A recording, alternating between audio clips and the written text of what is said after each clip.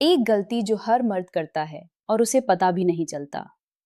जब बात पेनिट्रेशन की आती है तो मर्द सोचता है बस वो कर रहा है सब कुछ सही। लेकिन औरत के अंदर उस वक्त क्या चल रहा है, वो एक अलग ही दुनिया है। आज एक औरत की नजर से समझोगे वो हर फीलिंग, हर सेंसेशन जो शब्दों में कम, एहसास में ज्यादा होती है।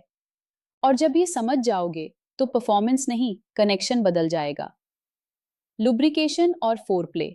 सबसे पहले सोचो एक सेकंड के लिए, अगर कार में पेट्रोल नहीं है तो क्या होगा? वो चलेगी नहीं, बस खड़ी रहेगी। ठीक यही होता है जब पेनिट्रेशन से पहले लुब्रिकेशन नहीं होती।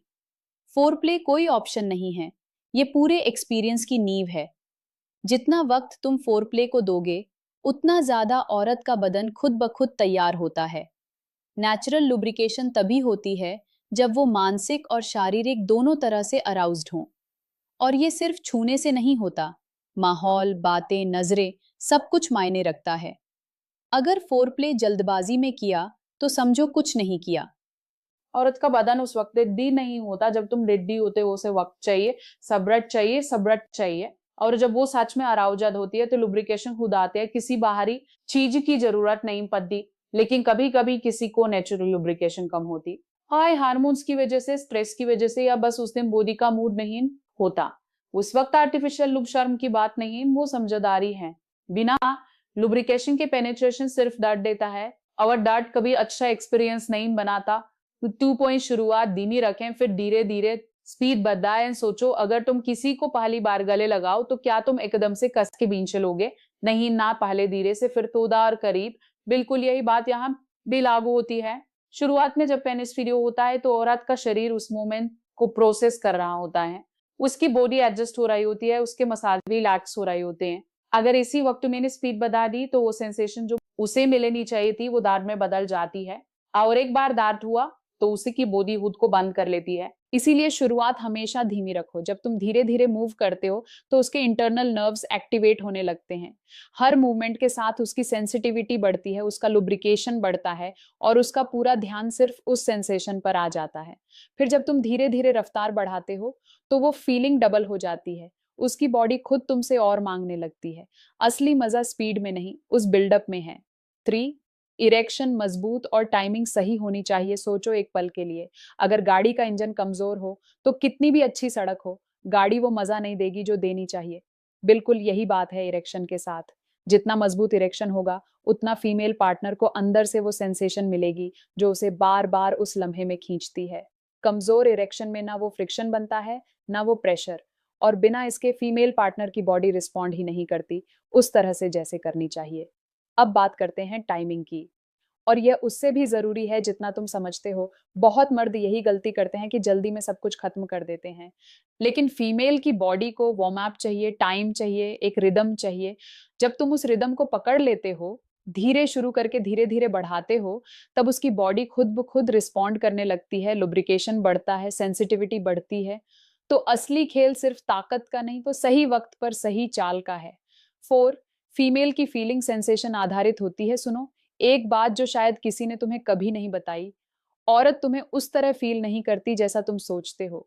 वो तुम्हारे अंग को नहीं, उससे पैदा होने वाली सेंसेशन को महसूस करती है। और यही वो फर्क है जो सब कुछ बदल देता है।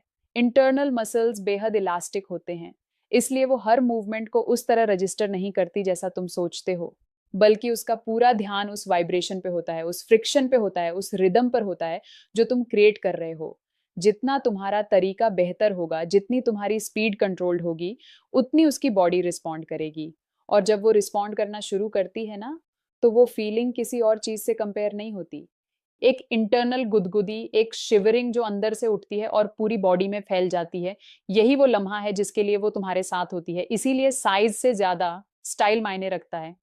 तुम्हारा इरेक्शन जितना मजबूत होगा, तुम्हारी मूवमेंट जितनी इंटेंस और कंट्रोल्ड होगी ना, उतना गहरा वो सेंसेशन होगा जो वो महसूस करेगी, और यही असली परफॉर्मेंस है। 5, स्वास्थ्य और डाइट का ध्यान रखें। सोचो अगर तुम्हारी गाड़ी का इंजन कमजोर हो तो कितना भी अच्छा ड्राइवर हो, गाड़ी चलेगी नहीं। बिल्कुल यही बात तुम्हारे शरीर पर लागू होती है। जो लोग सोचते हैं कि बेडरूम में परफॉर्मेंस सिर्फ उस वक्त की बात है, वो सबसे बड़ी गलती करते हैं। असल खेल तो 24 घंटे चलता है। तुम क्या खा रहे हो, कितना सो रहे हो, कितना पानी पी रहे हो, ये सब मिलकर तय करता है कि तुम्हारा इरेक्शन कितना मजबूत होगा, तुम्हारी एनर्जी कितनी टिकेगी।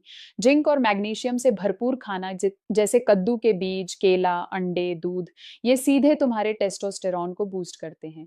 और जब टेस्टोस्टेरॉन सही रहता है तो सब कुछ अपने आप ट्रैक पर आ जाता है। इसके साथ साथ नींद को हल्के में मत लो।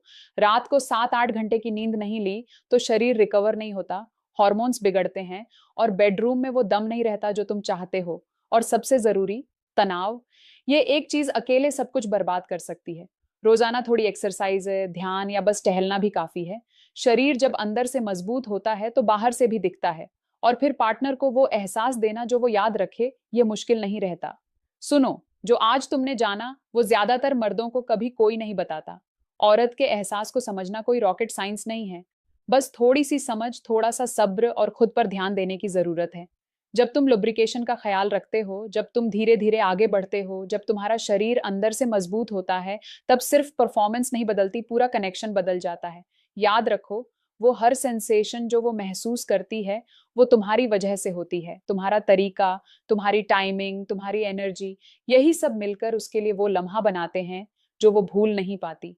तो अब सवाल ये है नहीं कि तुम कितने देर तक कर सकते हो, बे सवाल ये है कि तुम उसे कितना महसूस करा सकते हो। बस यही फर्क है एक साधारण अनुभव और एक यादगार रात में। अगर ये बात दिल तक पहुंची हो तो इस वीडियो को लाइक करो और ऐसी और जरूरी बातें सुनने के लिए चैनल को अभी सब्सक्राइब करो।